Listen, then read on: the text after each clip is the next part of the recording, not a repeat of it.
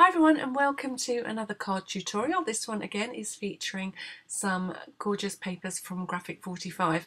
I've been trawling through all the different videos that I've taken over the years and I've found some tutorials that I haven't actually finished off. So as well as using up some of my paper stash in these projects, I'm also looking, and you'll see me producing lots of different videos over the next coming weeks where I'm getting projects finished, UFOs in my video collection.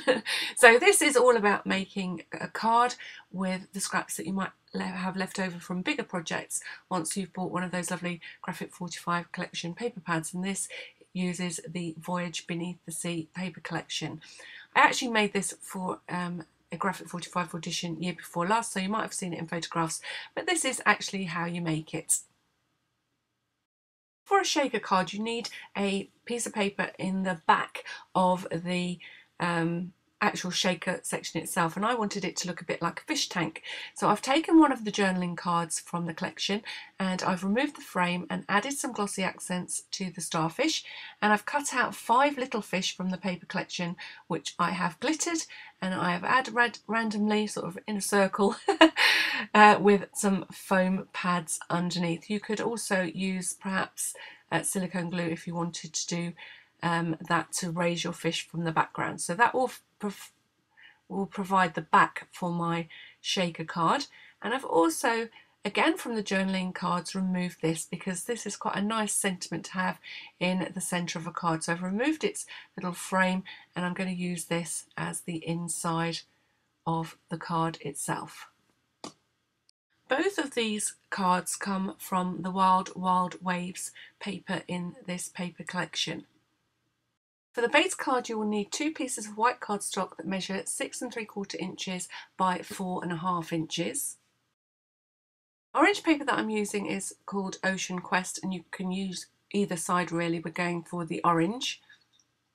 And the yellow paper, the yellow dotted paper, is called Aquatic Passage, and this is one of the other journaling cards that I was thinking about using, but I don't actually end up using this one.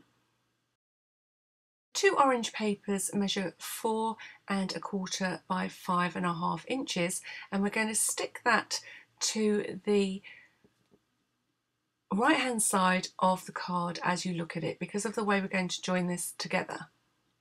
So I'm using this side, but you could equally use the other side. The reason I've chosen this side is because I'm going to glitter it and I wanted a slightly darker orange background to really stand out from the yellow.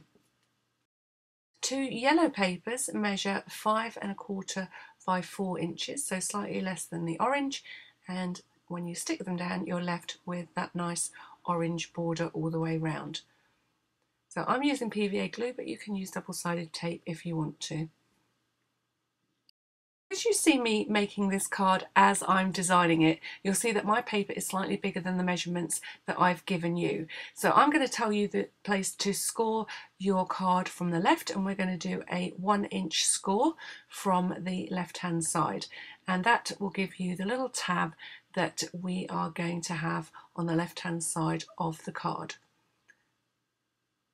So you can see it's roughly 1/8 of an inch away from the edge of the frame. So you've got what looks like a complete frame and then a score line, which is where your card will open. Now I'm going to trim that down to 1 inch at the left hand side. So ignore the fact that mine's slightly bigger than yours. Yours should be the correct measurement. And you can skip this next bit. This is me trimming it down to 1 inch. So I've got a 1-inch strip of card on the left hand side of the card and then a score line, and I'm going to trim this piece down to the same size. To repeat that, the card base measures 6 3/4 inches by 4.5 inches.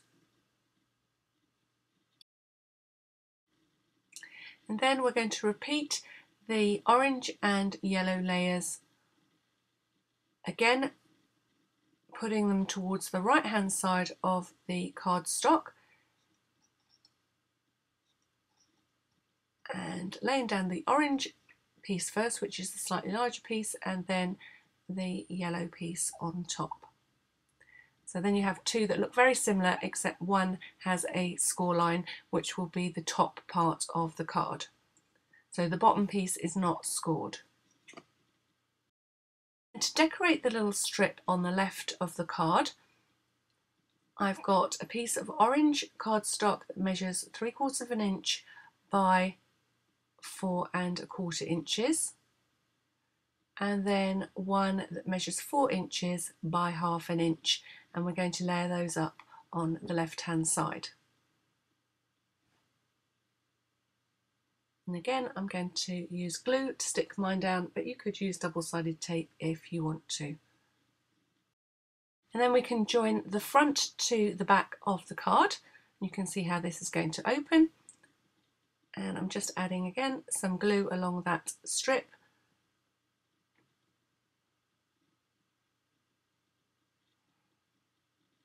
And sticking it one directly on top of the other. And make sure that's nice and dry so that the card holds well together. And it's at this point I decided to add the glitter. And I'm going to add that orange glitter, this is an orange stickles, all the way around that orange frame.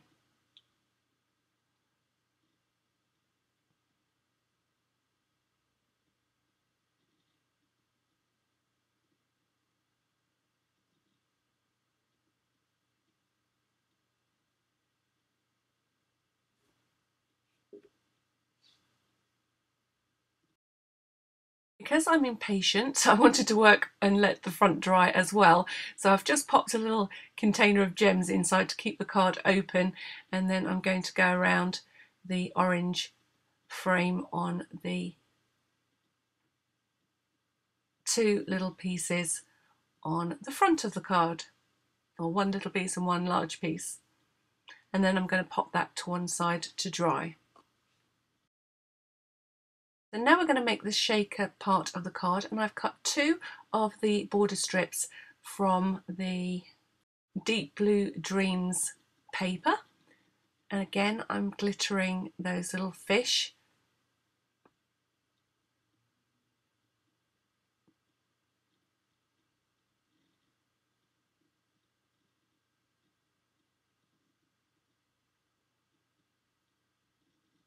And popping them to one side to dry.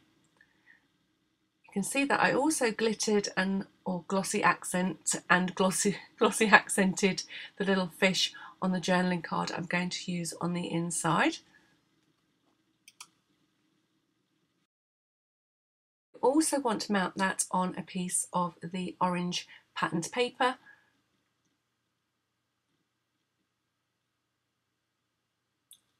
And I'm going to glitter the edges. I was onto the glittering here, so I'm sort of glittering all the elements I want glittered and allowing them to dry before I put the card together.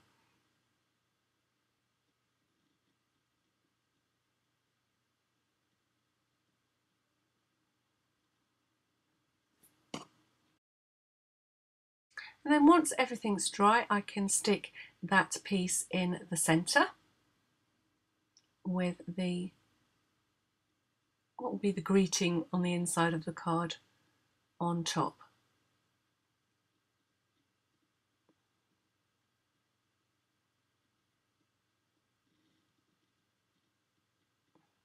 So this is quite a romantic card. Could be an alternative Valentine card, particularly for someone who likes fishing, would work very well.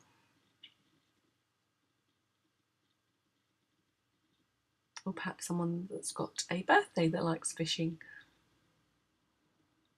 It also would work quite well for somebody that likes mermaids and that kind of thing. When I put this down, I decided that the frame was just a little bit wider than I wanted. I wanted it to match the frame on the base piece, so I'm just taking my metal edged ruler and my craft knife and just trimming it down to the same size. Now the reason I haven't given you these measurements is because it depends how you cut this out as to the exact size that you need, so it's better just to do it by eye.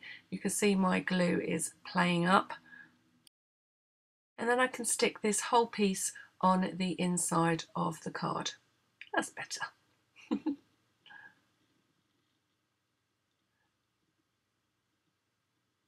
So that looks really pretty, and we're ready to get on with the shaker section of this card. So this was the piece that I showed you at the beginning. So this was one of the journaling cards, and all I've done to it is glossy accents the starfish and add some little cutout, fussy cut fish, which I've just taken from various little places within the paper collection, and I also added glitter to those fish and let that dry. So make sure it's nice and dry, because you don't want all the bits and pieces that you're going to put in the shaker part of the card sticking to anything on the inside. So we're going to create a frame with this border strip. So again, I'm not really going to give you measurements. I'm just going to show you and talk you through what I'm doing, because I'm trying to make the fish even on the frame. So I'm deciding here where I'm going to have the little fish. So I've decided to have the fish in the middle, and that allowed me to cut the strip in half. So I'm going to work with that little glittered fish that's now dry in the middle. And you can see how I'm going to build the frame up. So I'm going to cover that very edge of the journaling block, and I'm going to mitre the corners. So I'm marking things as I go. So that gave me the actual width of the strip that I wanted on the bottom, and I can use that to cut the width of the strip that I want on the top. So I used the second strip in order to size the first strip. So I've got the top and bottom of my frame, and now I'm going to do the verticals. And again, I'm just cutting size now, so positioning the top and the bottom, deciding where that little fish is going to sit in the middle, and then placing and using the top and bottom frames to mark the length of the strip, cutting that to size, and then using that one to cut out the second vertical part of the frame. So sometimes I don't give you measurements because it's easier to watch the process, and you can work it out for other things then as well. And then I'm just going to mitre the corners. So I've drawn a line from the inside to the outside where the two pieces overlap, and that gives me my 45-degree angle at the top, and just making sure you draw it the right way. I did it the wrong way. And the bottom of the frame. So, and then you need to find your eraser and rub out any pencil marks that you might have. And then we can stick or start to stick the frame together. So I can stick the top to the bottom with one of the vertical strips. So just gluing at the corners, and use the lines on your craft mat to make sure that you've got everything at the right angle. You can see I'm just lining things up while the glue is still wet.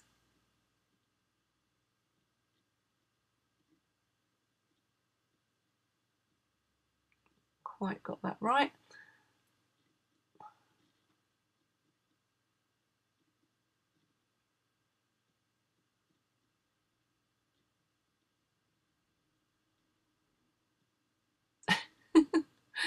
It didn't want to go square.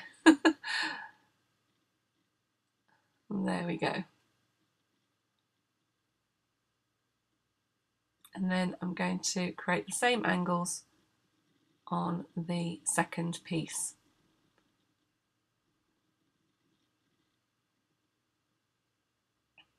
It should be a little bit more stable this time and easy to stick into position. And you can see there I've created a lovely little frame from border strips. So you could do this with other pieces as well.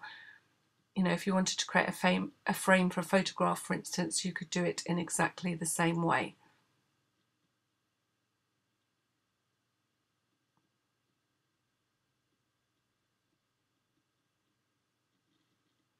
Then I'm going to use some strong double-sided tape, and attach a piece of acetate to the inside.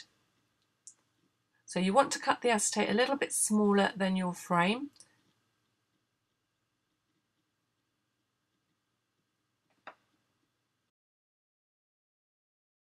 That's approximately 3¼ by 4½ inches.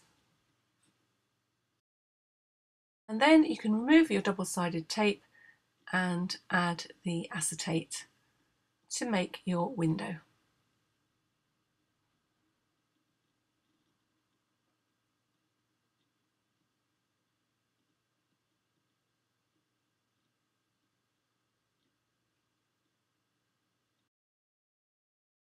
Now you can use foam tape to make the risers for your window. This is creating the space behind the frame so that you've got room to add little inclusions in your shaker card, so things like sequins and beads. So it depends what you want to add, how deep you'll need this little section to be. So I'm cutting 1/4 inch strips of chipboard this time instead of foam tape. I sometimes find that foam tape actually, particularly if you're using things like glitters, has a tendency to collect the pieces that you want to shake about in your card. So I'm going to try a different way, or show you a different way, and I'm using 1/4 inch strips of chipboard. Now if you had bigger things, bigger beads perhaps you wanted to use behind, you could add more than one layer of chipboard behind your frame. So this is how the frame's going to sit on top, and you can see because I've got those little fish as well which are also protruding forward, I also might need to add a second layer.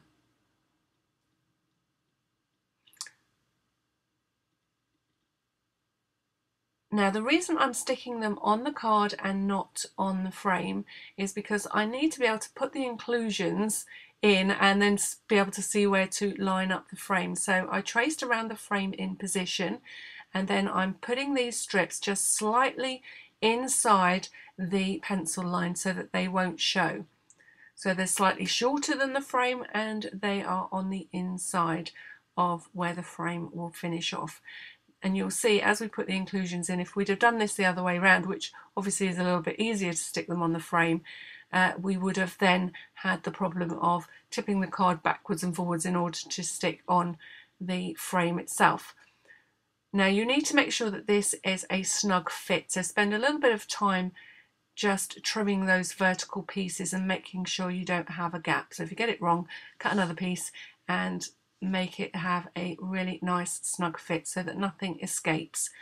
So I'm just trying this here to see if I need a second layer because of the little fish poking forward, and I think I'm happy with that. So I'm going to stick to one layer, and I glued that chipboard to the card.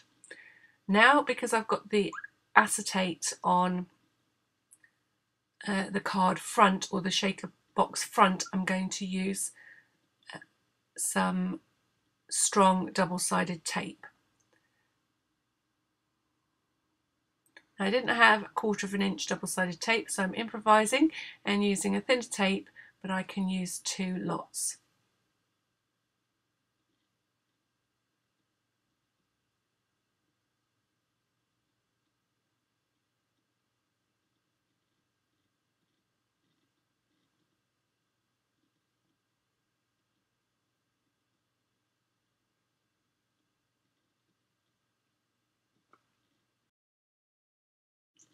So I've taken off the double-sided tape, and you might think that this perhaps is not the way to go. I've added shaker card windows to the top of the card many times and tend to come a bit of a cropper, because sometimes the things that you use on the inside are quite static and want to jump up to meet your frame as you lower it down.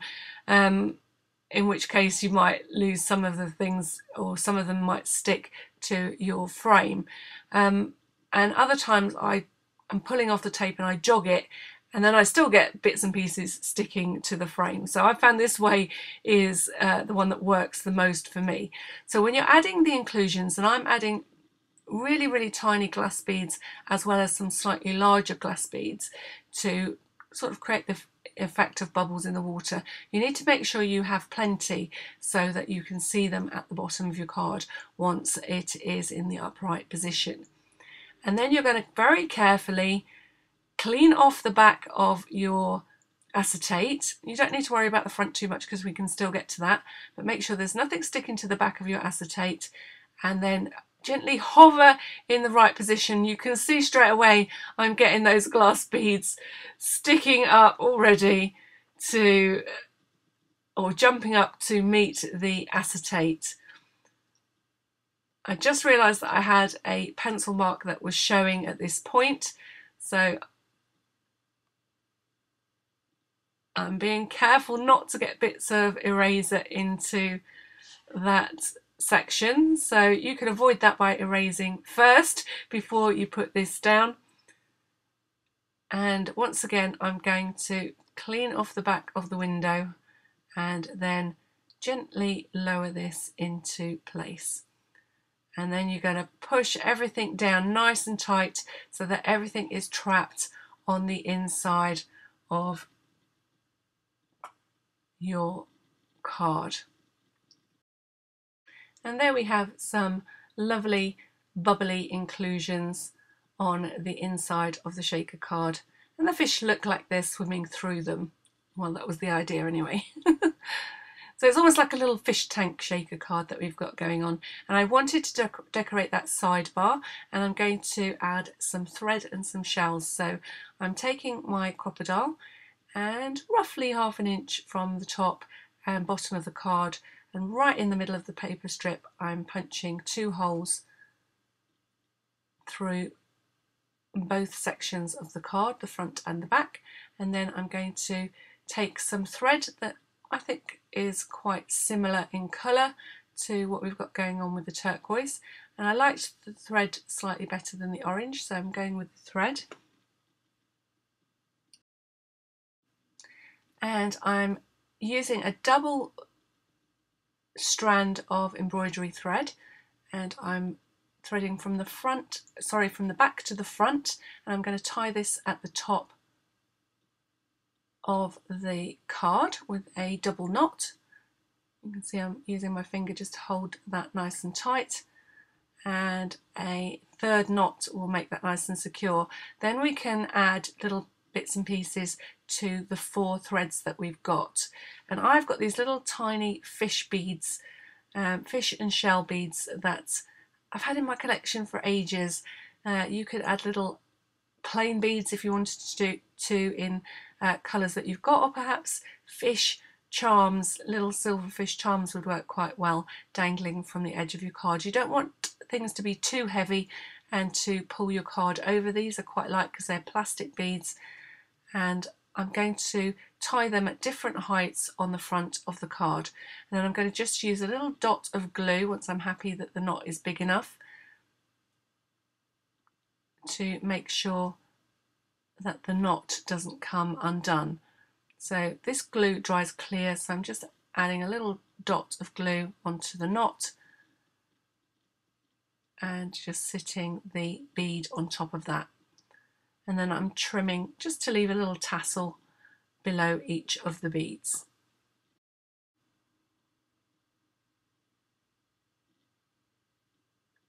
And I've got 4 different lengths of twine, and in the end I have 4 little orange coloured fish themed beads on each of those threads, creating a little tassel and a little bit of interest on the left hand side of the card.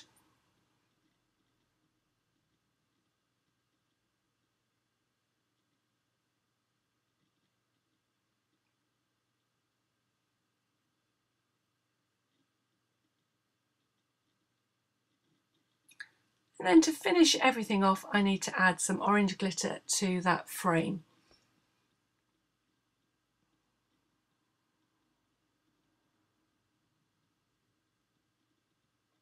And that makes everything match up nicely.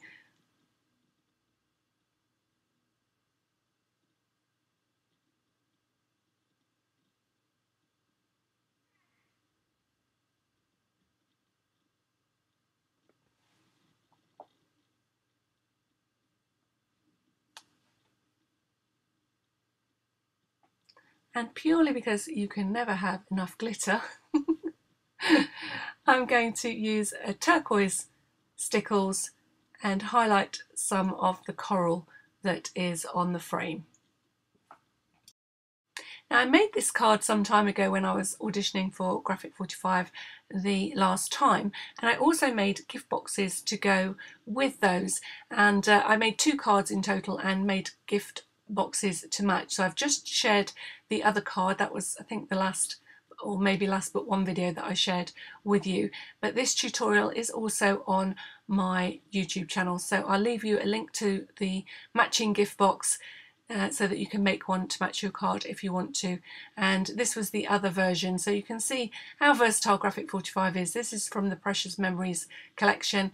I made a gift box to go with that card, so I'll leave you the link at the end of the video. I hope you've enjoyed this video tutorial and you give it a go for yourself, and have a look at some of your other Graphic 45 papers that would make the perfect background for a shaker card like this one. Until next time, don't forget to hit the subscribe button, the like button and the share button, and I hope to be sharing some more Graphic 45 ideas with you very soon. Until next time, thank you for watching.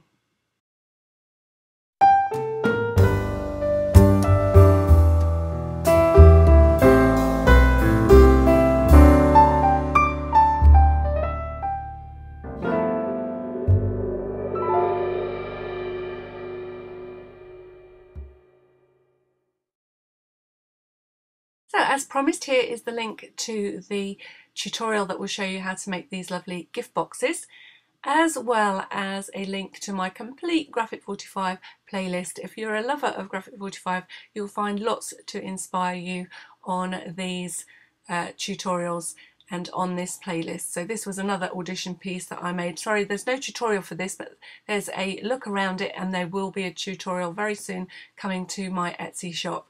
In the meantime, there are other things that you can make with Graphic 45 over on my Etsy shop, and this is the link where you can find out how to make fun frames like this. And Graphic 45 have a ton of cutout and cutter parts that you can really personalize your picture frames with, and I'll show you exactly how to do that on this workshop.